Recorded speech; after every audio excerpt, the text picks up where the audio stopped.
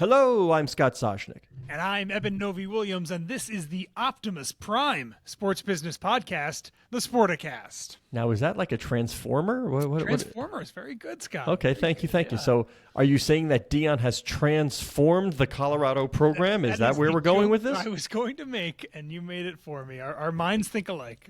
It's scary how many times I'll look at you and the same thing pops in and we're like, wait, you're thinking what I'm thinking, and I know. All right, it's a little cliche, the Optimus Prime, but I'm going for cliche if it's not clear already. I would say lucky for you, we're not asking anybody, no guests this week, so we're not asking anyone to grade your performance. So, you were thinking about it because my pal Rick Westhead, super reporter from TSN, happens to be visiting New York. He's in the newsroom. So he asked you if you were preparing it early. I think that's what happened there. You were starting to run through the possibilities. There was an Amazon Prime joke or Prime Video joke I was thinking of, and then I decided to go with the Optimus. And what a first few weeks it's been, Scott, for Deion Sanders in Colorado.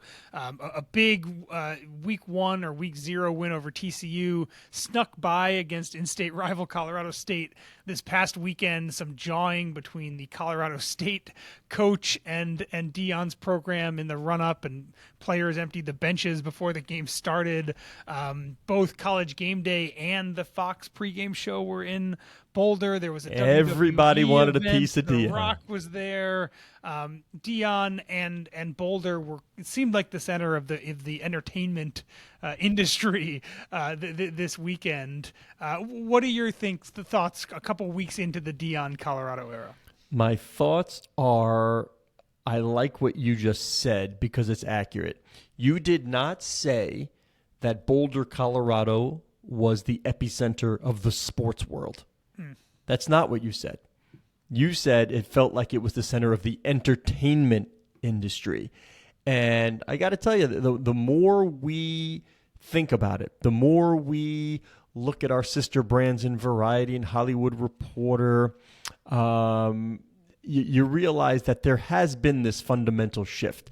And I bring it up all the time that MTV Cribs sort of started this whole thing of the athletes and behind the scenes, and we want to see the homes and we want to see the cars and all that stuff. Now, this whole athletes want to be rock stars want to be athletes. Athletes want to be tech billionaires, owners, entertainment gurus. I mean, think about what happened. Deion Sanders, first of all, he has a full-time social media team following him. One of his sons is actually part of that. In this day and age, where you can take message direct to consumer and 30-second sound bites are what go viral, who is better than Deion Sanders at creating the moment that everybody's going to look at? And the other coach says, my mom taught me to take off my hat and sunglasses.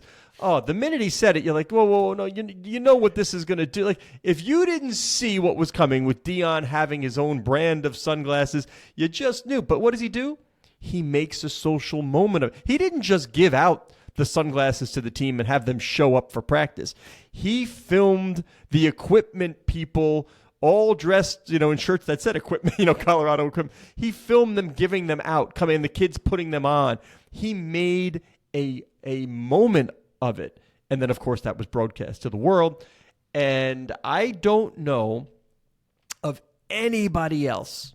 You tell me, who else could have pulled off what he's pulled off? Because of his stature as a former athlete, two-sport star, big brand, prime time, he was all about neon Deion and look at me and creating hub and credibility. I don't know if anybody else could have pulled this off. Yeah, it's interesting because what actually has he accomplished, really? He's won a couple games. He won a close game. He made people on the East Coast stay up late to watch Colorado versus Colorado State, which 2 months ago, maybe 4 people, only because they were tangentially related to players in the game, would have done. Look, if Colorado had hired Kanye West to be its football coach, they would have gotten. Kanye couldn't have won the football game. I'm not. We don't know if Deion's a good coach yet, right? I know he brought players good enough to win. That's what I know. He brought a bunch of players from his previous stop. The thing that I am wary about with Deion is you're absolutely right. It is. I have said this for a while. College football is a TV show. outside of a handful of programs that really sell out their buildings week in, week out, for almost everyone who is participating in college football is a TV show. Deion is taking that one step further and making it a reality show. Yes. And in that, he's been extremely successful. You're right. More people know Colorado. More people are watching Colorado. More people are following, are betting on. Everything about Colorado from a buzz and interest standpoint is higher. They won a big first week game. They almost lost to a team they had no business losing to on Saturday night. I think the jury's very out on Deion whether or not. The question is, do people care about the reality show if they lose a game or two? That's the question. And this is part of my. Again, I know you were thinking about maybe bringing up Wrexham. Right, Wrexham was a 5th division English soccer team, right? That all these people paid attention to because of the Hollywoodization, the reality showization of their thing. And in the long term, is that good for Wrexham? Is it good for Colorado? Probably. I'm just not sure, and I do worry or wonder if the truth about what Deion is doing when the lights are not on, when the quick little hype video social media posts are not posting, when the team is not winning, which I think at some point they're going to stop winning. I wonder what the actual reality is underneath the reality show that people are actually enjoying. Well, that's the beauty. You just said I wonder, which means the only way to find that out is to keep watching.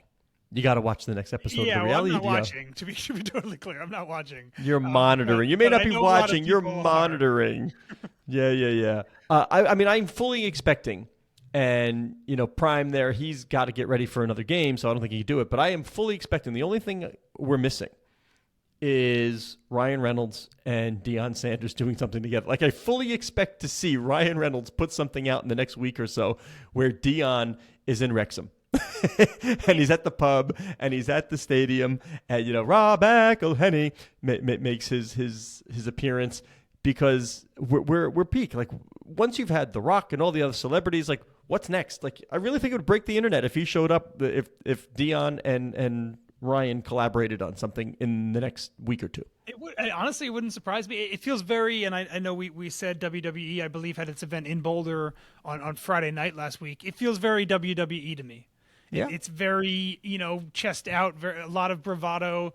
But WWE is not competitive sports, right? It's entertainment, and college football is competitive sports. Again, I am worried at least a little bit that underneath all of the praise and Deion changing the game attention that is happening right now, there is actually maybe a fairly sad college football story bubbling underneath the surface there, and we'll probably find out. But I think you and I agree that Deion is probably not the coach at Colorado. Bring in props. It's my duck lips. You're there it is. To create bulletin board material for Coach Prime, huh? No, not me. I mean, this in no way, shape, or form means I'm rooting for Oregon. It just means I don't have anything Colorado, and my good friend Paul Swangard years ago gave me these, so I have duck lips. Oregon is part of the national conversation this week. I happen to have duck lips that I now know how to use. Remember, it's a gentle release of air. If you do too hard, you get nothing, but a gentle release of air. It's more oboe than trumpet, yeah. Right. That wasn't bad. B plus, yeah, B plus. All right, that wasn't bad. I'll take it. A little stumble on the first one. I was a little over exuberant. So what happens if they lose? Let's say they where's the game? They're in Oregon, right? I'm not sure. And by the way, it's home or away, but they're going to be. My guess is they're 10 plus point. We have bulletin board material already from this game. Apparently, I don't know when he said it, but apparently the Oregon coach had been asked about Colorado, and he was like something to the effect of, "I don't remember them winning anything. Like, what have they contributed to the Pac-12 when like they did? I don't remember them winning anything." So if you don't think that's going to be talked about this week in the locker room, that'll be the fictitious enemy that they need to create to play against. But hey, we're talking about it.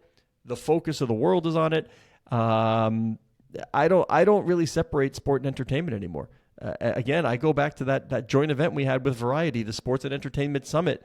This is what the world is. Sports is entertainment. I don't know a lot of people who my focus group of one was talking about Deion Sanders. My wife was talking about Deion Sanders. Neither one of them want to watch the football game. Yeah. But they were talking about Deion, going, wow, this is really something they've created, probably because they saw it on Access Hollywood and they saw it on Snapchat or whatever else. None of them can name a single player on the Colorado football team. None of them have ever watched a Colorado football game. None of them will watch a Colorado football game, but they're talking about the team and Deion Sanders. So that is not easy to do. If all of that is true, what makes and again, we know a lot of people are watching it, but I guess I'm curious how and this is a question probably for the Colorado provost or the president. How do you measure success here, right? Because if this team goes 4-8 in the 2 years that he's there, but everybody wants to watch it and everybody pays attention, and then Deion leaves to go coach at Florida State or at Texas A&M or at Alabama or whatever it looks like. Well, if he goes 4-8 2 years in a row, do they hire him? Do they fire him? I don't know. I mean, do they hire him? Right? Does he get that? Does he get an Alabama job if he's 4-8? Who knows? I have no idea. It seems it seems like he is being evaluated on so many things outside of what we know about his football team, which is 3 games into its tenure right now. One other thing, I don't know the one bad one and one. Okay. Here you go, Eben. I don't know the kid's name because I'm not following my recruiting. Hold on, here it is. What's his name? This will be the determining factor. Bryce Underwood, you know who that is? I do not know who that is. All right, I saw this picture and I do this on the weekends. I see things. I'm like, we're going to talk about this, I imagine. Let me get this. 6'3", 205-pound Bryce Underwood. His star continues to rise, following a dominant 2-year run leading Belleville to back-to-back state titles. He just visited Colorado. Here he is. Here, I'm going to make it nice and big so everybody can see. Hold on. I don't know who this guy is. I just learned about him this week. But here is this 5-star recruit. Who's he hanging with? Who's he putting on social media? Yeah, I see it. If Deion Sanders can continue, if this kid picks Colorado and the other best players say, I'm going to play for that guy. I don't know if he's a great coach or not. I never would know. But if he continues to get the best talent, they're going to win enough games and get enough attention where everybody's going to want to be a part of that program, and he is going to succeed. We'll see. Yeah, I'm not going to say skeptical of him as a coach. I am skeptical of all the attention he's getting. Yeah, here's my canary in the coal mine right here. It's all on Bryce. It's all on Bryce Underwood. That's it. This kid picks Colorado, and this is going to be sustained success. There it is. Well, for who? I mean, Travis for Hunter the program. Travis Hunter picked Jackson State, and everyone thought it was the biggest recruiting coup of the past 2 decades, and he wasn't at Jackson State 2 years later because his coach wasn't. Well, but that's my point. This kid's not picking Colorado. This kid's picking. No, he's picking. Well, that's my point. If he can attract, if he continues to be the sun in this orbit, then he's going to be just fine. The best players are going to want to be there because they know they're going to get attention. They're going to be part of this reality show. People are going to know them. They're going to get the NIL money. They're going to play football, by the way, in a really good conference. What more do you want? Well, what more do you want as an 18-year-old? I contend that I don't think Coach Prime is in Colorado in 2 years, and I would so you go with guarantee him. that So you go with him. This kid is also not in Colorado. No, if Deion Sanders goes to insert school name here, then the player goes. 60 people will then follow him to insert school name, and he'll show up and he'll say, "I need my dogs and I need my leaders. You guys should go look elsewhere." They're all wearing Louis. Yeah. That's exactly right. And they're wearing the sunglasses. Yeah, that's it. It's us against the world. I follow this guy. We believe in this guy. And I am really, really interested to see how this thing shakes out. It is a really interesting sports business story. It feels shticky in a way that gets old quickly. So shticky, not sticky. Yeah, shticky, not sticky. That is my Coach Prime think piece. Yeah. Final score: Oregon or Colorado. Oh, go Ducks! And I don't know, 35-14. Ooh. 35-14 We're a Oregon. Picks podcast now? No. I was just saying, what do you think it's going to be? I have no idea. How about this? Am I going to get that Instagram moment where Phil Knight is pictured with Deion Sanders? No. So Phil says, I can't help your program. Definitely not. Not going to do it. Yeah. That's what I want to see. Okay. Well, that's what I want to see. All right. Well, you know who people didn't see in Atlanta? They didn't see Lionel Messi. No, they did not. Didn't even show up. I remember when the NBA put its rules and it was like, even if you're going to rest a player, and we're going to get to that in a moment too because it's all tied into what we're talking about, but it was like you can't leave players behind and they at least have to be sitting on the bench, and then it was about the collared shirt and the jeans and the whole thing. I mean, if I'm an NBA fan or a soccer fan, like I don't care. If Leo Messi goes to the game but doesn't play, That to me is the same as Leo Messi staying back in Florida and coaching the academy team or watching his son, whatever it is. I don't want to see the guy sitting. I'm not there to see him. I'm there to see him do what he does best, and that's play. But I totally understand. And we knew it was going to come at some point. The only good thing, and I say good in air quotes here, is that the 70,000 people in Atlanta, they probably going to buy tickets or had tickets anyway. Yeah. This wasn't like, where when they go to Chicago, where a whole fan base is showing up just to watch this guy play. Atlanta sells out anyway. Yeah, but I bet you a lot of people bought resale tickets. That is. I'm going to go Latin. Yeah. I'm going Latin on you. Ready? Yeah. And let me see. You were a Princeton guy. Let me know if you know. You know which two words? What's the Latin I'm going for? I mean, there's only. This is so obvious. Where am I going in Latin? Ipso facto. No. Caveat emptor. Caveat emptor. You know what that is? I do not know. That's let the buyer beware. Oh, there you go. Yeah. You know what? You should have had an inkling that this guy was going to rest up, and there was a chance, a good chance, a better than average chance that he would not play in this game. So you bought it. You paid the big money. That is caveat emptor. Buyer beware. And we got a tease of this last month when they played at New Red York. Bull and Messi didn't start but did come in the second half and had a great goal but before the end of the game. I'm sorry. Did you say he scored a great goal before the end of the game? Am I wrong about that? No, you're completely right. I just asked my wife, who was in attendance, and I asked her what happened, and she could not really indicate that happened because, in true non-sports fan, she is a sports fan, but in true silly fashion, she wanted to beat the traffic. Yeah. So the roar of the crowd occurred while Kimberly was in the parking lot. Yeah, this is, and we can broaden this to the NBA as well, because this is going to, as people learn more about load management and the best way to optimize players and talent and overworking and injury concerns and all those things. This is going to become a bigger problem in every sport, I think. And basketball became the epicenter of it, and we can discuss those reasons and what they just did about it. But the optimizing now for the best performance from your athletes and optimizing for the best experience for your fans can sometimes be at loggerheads. And I think basketball, what they did is the new player participation policy, essentially trying to get away from any massive situation where multiple players are sitting or they're not sitting on the bench or home or away and things like that. And let's get into all those things. But yeah, this is a bigger problem and it's going to continue to be a problem. You can't tell the coach he has to play somebody. That you just can't tell the coach who he has to play. I remember the first time I remember this popping up, and in any big way, it was the San Antonio Spurs, and I think they left the players behind.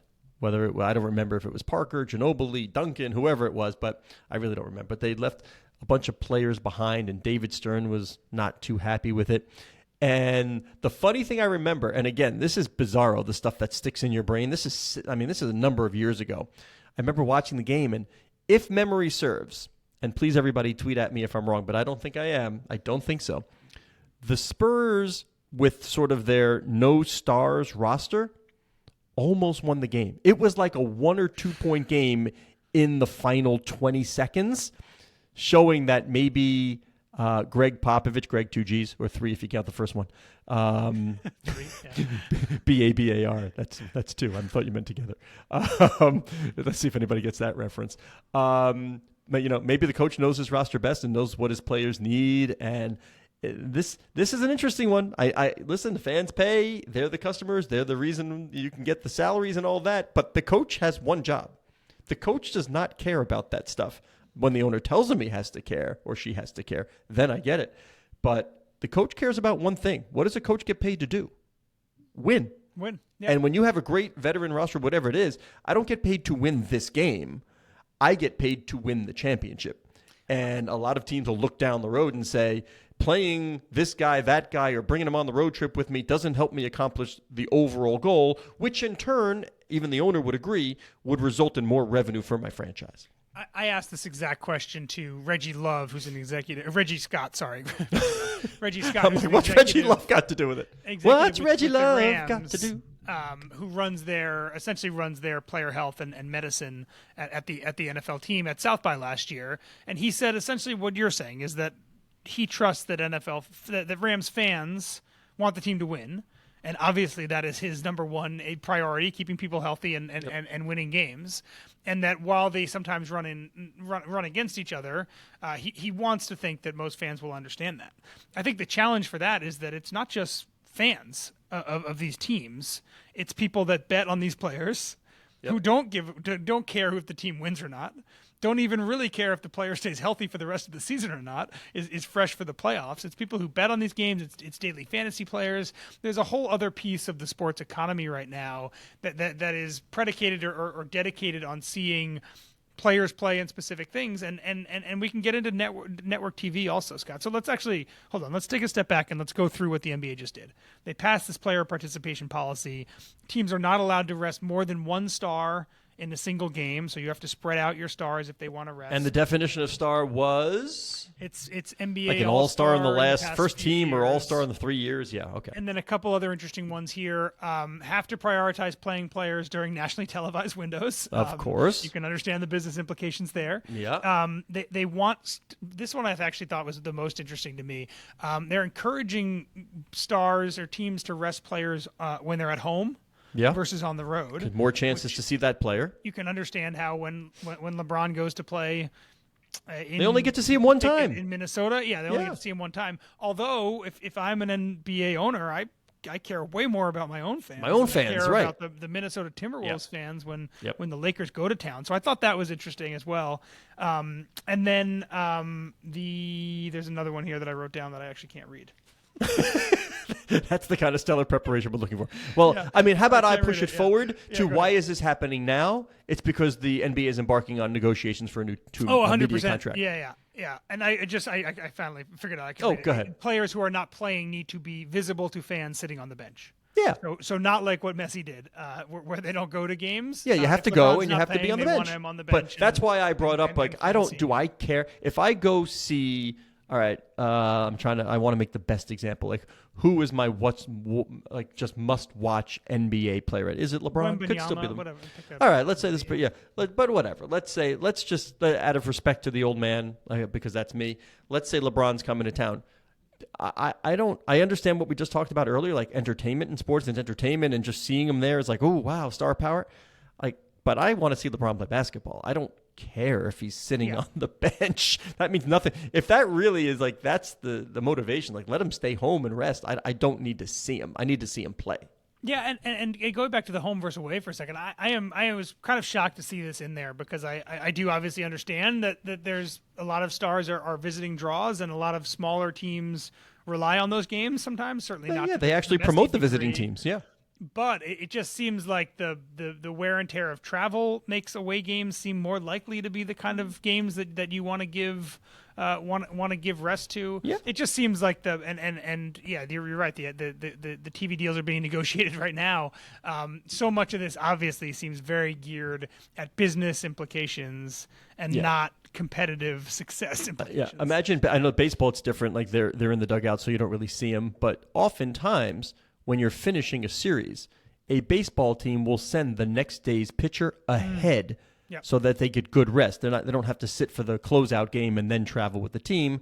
They go a day early, so they're in the new city waiting for the team when they get there well rested. That wouldn't play in the NBA. Yeah, that's right.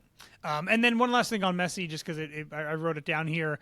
And you wrote it down and you can read it. Yeah, there's been all this attention about whether Messi would play on turf. He said that he had no problem playing on turf. Atlanta United is a turf field. I have no idea if that is just a pure coincidence or if there's anything more there, but maybe something to keep an eye on for MLS fans moving forward as well. All right. I also wanted to touch on it's media on media, but it is in a larger sense just a bigger sports business story. Yeah. That Mike Babcock lost his job with the Columbus Blue Jackets. I guess some players had sent notes to Paul Bissonnette, who has really created this persona for himself as sort of a central figure in sort of the player aspect of hockey on Spit and Chicklets podcast, and he's also on the Turner broadcast, and he's become a really influential person. And it was all about Babcock was asking players to look through their phones to see their pictures and trying to figure out what kind of people they were apparently. And I guess there was enough of the younger players when the NHLPA investigated, where it became a thing. And, clearly there was some anti-Mike Babcock sentiment out there among the players. And they sort of had made a mission out of getting him out of there. They were not going to let this go, and, well, they succeeded in the end game there. Mike Babcock has been highly successful from a wins and losses standpoint in NHL history, has also left a number of teams in the wake of some controversy, including most recently the Toronto Maple Leafs. So this is not someone who has a sterling reputation in the locker room. What do you think would have happened a year ago if the phone rang, Mike Babcock's phone rings, and it's, oh, hi, Mike, I am, insert name here. I'm from the HR department here at the Columbus Blue Jackets. I just wanted to talk to you about something. You think he's taking that call seriously? Probably not. Yeah, probably not. Which is probably part of the problem here. And that's what I mean about it's a sports business question. For some reason, 100%. People think sports teams are different than businesses. Yeah, it's not different. Sports teams are businesses, folks. Just like your local Walmart, your local hardware store, they're businesses. I know they get portrayed as community trusts. I get it. They are businesses. They are not community assets. There is somebody who put money in to say, I own this business. And there are a lot of people that dismissed originally what Paul Bissonnette said on Spit and Chicklets because it's a Barstool entity, and Barstool also does not have the most sterling media reputation. And Babcock and the captain of the team, Boone Jenner, put out statements early last week saying that this was all overblown, this wasn't a big deal, it wasn't exactly how they said it was. And then 2 days or 3 days later, Babcock ends up resigning. That also looks really bad. So the attempt to make this look like it wasn't, and we don't know the full story, but the attempt to make this look like it was nothing when clearly it was something, and something very serious that led to this Hall of Fame coach losing his job before he coached a single game. That attempt to cover it up also looks really bad. All right, let's keep it in hockey, and this isn't strictly hockey, but I can tell you, if you hang around youth hockey rinks, as you know I do, I probably spend more time in the rinks than I do in my house or in the office, sadly. Thank God for Wi-Fi. You will see BioSteel stuff everywhere. And I should point out, BioSteel is a sponsor of my son's program. So I don't even know what the program gets. I know they showed up and they passed out BioSteel water bottles one day. I'm like, ooh, great. What else did we get? Is my tuition being cut because BioSteel is now a sponsor? Maybe it would have been a bad idea for BioSteel to be spending money to sponsor these youth programs. What's the ROI on that? Because do you have the specific numbers on how much BioSteel spent and what the ROI was? So BioSteel is an athletic drink company, crowded area. Yeah, it's an upstart trying to do what Gatorade and Powerade were doing. Essentially filed for beginnings of bankruptcy last week. The company that owns 90% of it, which is Canopy Growth, which is ironically a weed company, publicly traded weed company, said that it was going to stop funding the business because of heavy losses. Revenue in the last quarter, Scott, it was about $24 million US, and their losses or their expenditures were more than 5 times that from the numbers that I saw. So really, when expenditure is 5x revenue. That's a bad thing. Yeah, that's not going to sustain. A really bad ratio. And I think the basic story, as I understand it, is this is a company that spent a lot marketing wise, hoping that at some point fairly quickly, the buying would catch up to the attention. And you're right. It seems like everyone I've talked to around hockey, they had the league-wide NHL deal with a number of teams. It obviously infiltrated deep into the youth portions of the sport as well. They had a lot of brand equity. They had paid a lot of athletes to be endorsers. There are people, Connor Bedard, the young hockey star, was an equity holder. Patrick Mahomes was an equity holder. DeAndre Hopkins was an equity holder. They clearly thought that spending a lot to pair with teams and to pair with athletes was going to get this brand out there in a way that would balance the marketing spend, and it didn't happen. And it looks like this company is going belly up. They're laying off almost all of their employees, going from 190 employees to about 10 employees, Scott. And we'll see what happens in the bankruptcy proceedings if somebody buys this asset and tries to make something else out of it, or if the thing goes away. But we talk a lot about athletes as endorsers and investors, and and when they hit it big. And unfortunately, I think for a number of athletes in this company, I think BioSteel may end up being a loss. All right. Yep. No, it is a great brand in hockey. If somebody can figure out how to cut the expenses and just be like, how do we wring every nickel out of youth hockey and hockey fans and hockey players? All right. I will tell you, how about I do have a good story. Yeah. Our old coach happened to be an NHL player, and I believe was probably also an investor in BioSteel at the early stage, but I don't know for sure. But I believe. But one day showed up with a bunch of powder in the locker room, like the cherry and grape and whatever. It's the first time anybody. So, of course, I guess the kids were 8 or 9 at the time. What do they all do? They dump it in their water bottles. They fill it up. They shake. So my focus group of 1, of course, you're supposed to take that bottle onto the ice with you, right? He finished it in the locker room. But what do you think happened between the second and third period? I had to go to the bathroom? Yeah. Do you think he left the ice to do that because he was playing? Oh, boy. No. Probably not. No, did not. Went right there in the pads. Yeah. Oh, good for him. Yep. I'm proud of him for that. Yep. Told me after the game. Didn't know what to do, so just did. That's amazing. Thank you very much. Focus group of 1. I had to clean that up. All right. And by the way, congratulations. Friend of the program, friend of you, friend of me, Liz Moulton, right? Yep. Joining Elevate Sports Ventures. What's her title going to be? Chief Talent and People Officer. Reports to another friend of the program, Al Guido. They're going to launch Elevate Talent. Newest division. No, we're not getting paid to say that. Just we've known Liz a long time. We know Al very well. So congratulations to Liz. Maybe we'll have her on the show and see what she's building over there. Congrats to both of them. Both good people. Until we interview her, you can catch Scott and I. No. Hold on. Before you do the close, I know. Okay, no. Before you do the close, I know we're a little over, but did you catch earlier? You were speaking because when you did the Reggie Love gaffe. Yeah. And then I said right away, like, what's Reggie Love got to? I'm like, oh, what's Reggie Love? Yeah, like, yes, I saved everybody. So now, because I can quickly get my phone, I'm doing this. Now you can do the closing. What's Reggie Love got to do? Go ahead. Let's see if you can do it while this is on. No copyrights. Okay. Sashnik, the one committing the copyright fraud right now. Scott Sashnik. You can find him on Twitter at Sashnik. I am Eben Novi Williams on Twitter at Slow it down. Be a good DJ, man. You got to time your close so that it gets to the chorus. The show is produced by Keith Zanardi and Aaron Greenewald. So shout out to both of them.